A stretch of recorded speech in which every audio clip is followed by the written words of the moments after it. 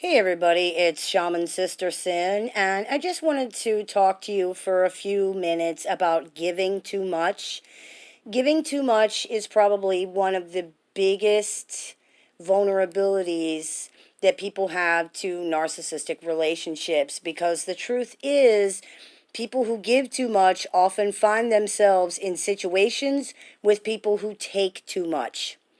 Learn to give appropriately. Healthy friends and partners will let you know when you're doing too much by gently reminding you to respect your own boundaries and theirs.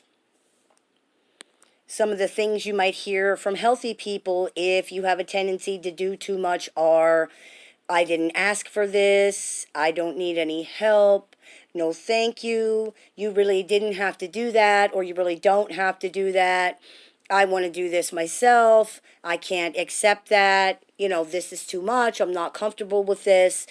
Learning to give appropriately is about making sure you respect other people's boundaries, that you respect your own boundaries and your own responsibilities, and you don't do more than you're being asked or more than is required. Poor boundaries in this area can be one of the biggest reasons people become entangled in toxic narcissistic relationships. Narcissists are generally looking for people who give too much. Narcissistic parents can often condition their children to give too much. So this can be hard for people to overcome or even to recognize. But once you're made aware of it, then you can do something about it. Learning how to accept when other people are telling you that you're doing too much and learning to let people know when they're doing too much for you also helps protect you against love bombing. It can feel hurtful to hear these things or to say them as if someone is rejecting your love and your kindness or that you're rejecting theirs. But remember, when someone is saying these things sincerely, it's about trying to be respectful. They're trying to be respectful of you and asking you to be respectful of them. This is not a bad thing. Exceptions, of course, would be things like if somebody really did ask you for help and then later says that they didn't, and things like that. Some ways to avoid toxic, unhealthy partners is learn to create and hold strong boundaries. Learn to give appropriately instead of doing too much for other people. Learning to communicate your needs instead of ignoring your needs or hoping that other people are going to figure it out.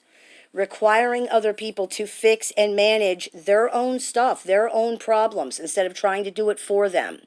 Learn what your role is in healthy adult relationships and the role of other people. Narcissists are looking for someone with no needs who cares about and only exists for them. Learning these things can help you to be less vulnerable to this kind of toxicity. There is no way to avoid toxic and unhealthy people completely, but if you're able to work on these things, you will limit your vulnerability to them in a very big way.